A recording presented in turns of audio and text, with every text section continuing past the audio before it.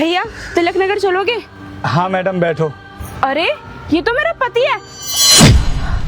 तलाक के 5 साल बाद रोहित यहाँ, वो भी इस हालत में। ये रिक्शा चला रहा है, लेकिन ये तो बहुत बड़ी कंपनी के मैनेजर थे ना।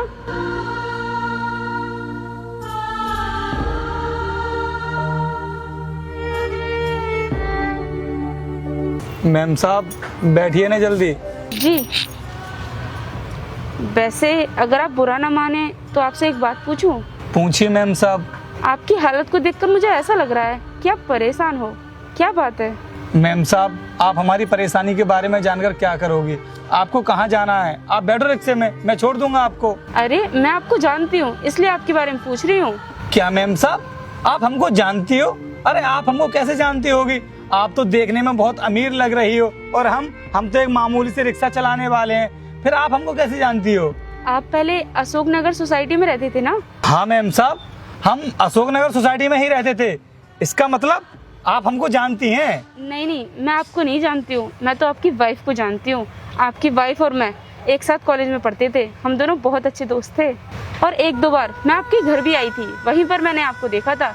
लेकिन आपकी वाइफ ने तो मुझे बताया था कि आप बहुत बड़ी कंपनी के मैनेजर हो। फिर ऐसा क्या हो गया जो आपको ये रिक्शा चलाना पड़ रहा है? क्या बताऊं मैम साहब मैं आपको, आज मेरे साथ जो कुछ भी हो रहा है ना, वो मुझे मेरे कर्मों की ही सजा मिल रही है। क्या कर्मों की सजा? ऐसा क्या कर दिया आपने जो आप ऐसा बोल रहे हो? क्या आप मुझे बता सकते हैं? अरे छोड़िए ना मैम साहब, आज मेरे साथ जो भी हो रहा है ना अच्छा ही हो रहा है। आप बैठो रिक्शे में, मैं आपको छोड़ देता हूँ। देखो अपने बारे में तुम मुझे बताओ। अगर तुम मुझे बता दोगे तो शायद मैं आपकी कुछ हेल्प कर सकूं। और वैसे भी कहते हैं ना कि अगर अपने मन की बात किसी से शेयर करें तो मन हल्का होता है, तो इसलिए आप मुझे बता दीजिए। मैम साहब जब से मैंने अपनी पत्नी को तलाक दिया है ना, समझ लो तभी से मेरे ऊपर दुखों का पहाड़ टूट पड़ा है। वो डिसीजन ना मेरी जिंदगी का सबसे गलत डिसीजन निकला और तभी से आज मेरी ऐसी हालत हो गई है। लेकिन आपने अपनी पत्नी को तलाक क्यों दे दिया? क्या आपकी पत्नी आपसे प्यार नहीं करती थी या फिर वो आपका ख्याल नहीं रखती थी? नहीं मैम साहब ऐसी बात नहीं है। मेरी पत्नी तो सती सावित्री थी, वो मुझसे बहुत प्यार करती थी और मेरा बहुत ख्याल भी रखती थी। लेकिन मैम साहब मेरी ही मत मारी गई थी जो मैंने अपनी पत्नी को छोड़ दिया। और जिस कंपनी का मैं मैनेजर था, उसी कंपनी की एक लड़की से मुझे प्यार हो गया। वो लड़की दिखने में बहुत अच्छी थी, बहुत फैंसी ड्रेस पहनती थी, बस इसीलिए मैं उसके प्यार के जाल में फंस गया। मैडम उसी लड़की के कहने पर मैंने अपनी पत्नी को तलाक दे दिया और उस लड़की से शादी कर ली। लेकिन वो डिसीजन मेरी ज़िंदगी का सबसे गलत डिसीजन था। मुझे लगता था कि मेरी पत्नी जो है वो गाँव की रहने वाली है, वो शहर के रीति रिवाजों को नहीं जानती है। उस समय मैंने सोचा था कि मैंने ना एक गंवार लड़की से शादी कर ली है। लेकिन मैम साहब क्या बताऊं, मेरी पत्नी ना मेरा बहुत ख्याल रखती थी। जब भी मैं ऑफिस के लिए जाता था ना तो समय पर मुझे लंच बना कर देती थी और भूखे पेट कभी भी मुझे ऑफिस नहीं भेजती थी। और जैसे ही मैंने उस लड़की से शादी की, वो मुझसे बिल्कुल भी प्यार नहीं करती थी और ना ही मेरा ख्याल रखती थी।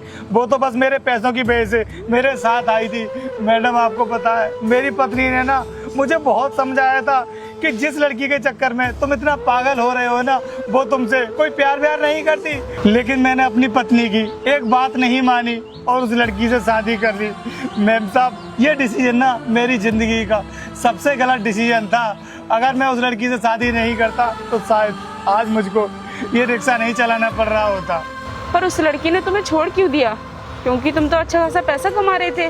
मैम साहब जब तक मैं पैसा कमा रहा था तब तक तो वो मेरे साथ रह रही थी, लेकिन जैसे ही मेरी नौकरी चली गई तो वो मुझे छोड़ करके चली गई। क्योंकि उसको ना मुझसे भी ज़्यादा अमीर लड़का मिल गया था। वो मेरे घर का सारा पैसा लेकर के चली गई। लेकिन तुम्हारी नौकरी कैसे चली गई? मैंने बताया था ना मैम साहब आपको कि मैं उसके प्यार में बिल्कुल अंधा हो गया था। अरे मुझे तो कुछ भी दिखाई नहीं दे रहा था। इस वजह से मैं महीने में ना ऑफिस बहुत कम ही जा पाता था। इसी वजह से बॉस को गुस्सा आ गया और उन्होंने मुझे नौकरी से निकाल दिया। मैंने और कंपनी में भी ट्राई करने की कोशिश की, लेकिन किसी भी कंपनी में मुझे नौकरी नहीं मिली। अब मैम साहब पेट भरने के लिए कमाना तो पड़ेगा ही। इस वजह से मैंने ये रिक्शा किराए पर लिया और ये रिक्शा चलाने लगा और अब अपना पेट भरने के लिए इस रिक्शा को ही चलाता हूँ मैं। ये तो तुम्हारे साथ बहुत गलत हुआ। लेकिन अगर ऐसा था तो तुम लौटकर अपनी वाइफ के पास चले जाते, शायद वो तुम्हें माफ कर देती अरे मैम साहब, मैं अपनी पत्नी के पास क्या मुंह लेकर के जाता, क्योंकि वो मुझे कभी माफ नहीं करती, क्योंकि मैंने तो उसके साथ में बहुत गलत किया था ना, जो उसको तलाक दे दिया। और अब तो उसे तलाक दिए हुए पूरे 5 साल हो गए हैं। मुझे लगता है मैम साहब अब तो उसने भी शादी कर ली होगी। वैसे अगर तुम्हारी वाइफ तुम्हें कहीं पर मिल जाए तो तुम क्या करोगे? नहीं मैम साहब, मुझे नहीं लगता कि मेरी बीवी अब मुझे कभी मिलेगी भी, क्योंकि मैम साहब पूरे 5 साल हो गए हैं। और हाँ, अगर कभी वो मुझे मिल भी गई तो मैम साहब मैं ना उसके आगे हाथ जोड़कर उससे माफ़ी मांग लूँगा कि मैंने उसके साथ में जो भी किया था बहुत गलत किया था, क्योंकि मैंने उसका बहुत दिल दुखाया था। मुझे पता है कि वो मुझे माफ़ नहीं करेगी, लेकिन फिर भी मैम साहब एक बार उससे माफ़ी मांगकर मैं अपनी गलतियों का पश्चाताप तो कर ही सकता हूँ। मैं समझ जाऊँगा कि आज मेरे साथ जो कुछ भी हो रहा है वो मेरे कर्मों की वजह से ही हो रहा है। मैं जानता हूँ कि वो मुझे माफ़ नहीं करेगी, क्योंकि वो तो मुझसे बहुत नफरत करती होगी। नहीं रोहित, ऐसा नहीं है। कभी कभी नफरत प्यार में भी बदल जाती है। मांग लो मुझसे माफ़ी, शायद मैं तुम्हें माफ़ कर दूँ।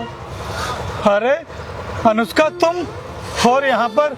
अनुष्का, मैं तुम्हारे आगे हाथ जोड़ता हूँ, प्लीज़ मुझे माफ़ कर दो। मैंने तुम्हारे साथ में जो भी किया था ना बहुत गलत किया है, और आज मुझे पता चल रहा है कि मैंने तुम्हारे साथ जो किया था ना आज मेरे साथ बिल्कुल वैसा ही हो रहा है। अगर मैं तुम्हें घर से बाहर नहीं निकालता और उस लड़की से शादी नहीं करता ना तो शायद आज मुझको इस तरह दर की ठोकरें नहीं खानी पड़ रही होती, और ना ही मेरी नौकरी जाती। अनुष्का, तुम्हें नहीं पता है कि तुम्हारे जाने के बाद मेरी कैसी हालत हो गई है। अरे सही से 2 वक्त का खाना भी नसीब नहीं हो रहा है, मुझे भूखा भी सोना पड़ जाता है। अनुष्का प्लीज मुझे माफ कर दो। अरे तुम हाथ क्यों जोड़ रहे हो? तुम्हें अपनी गलती का पश्चाताप हो गया है, मेरे लिए तो इतना ही काफ़ी है।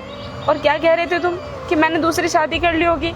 अरे मैं कैसे कर लेती दूसरी शादी, क्योंकि मैं प्यार तो तुम्ही से करती हूँ ना।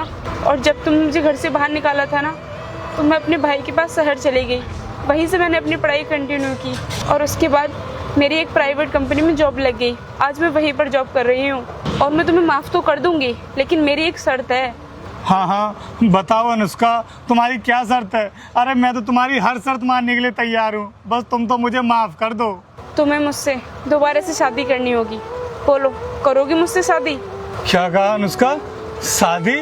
अरे मैं तुमसे शादी कैसे कर सकता हूँ? मैं तो तुम्हें मुंह दिखाने के लायक भी नहीं हूँ, क्योंकि मैंने तुम्हारे साथ में बहुत गलत किया है, और तुम बोल रही हो कि तुम मुझसे शादी करोगी।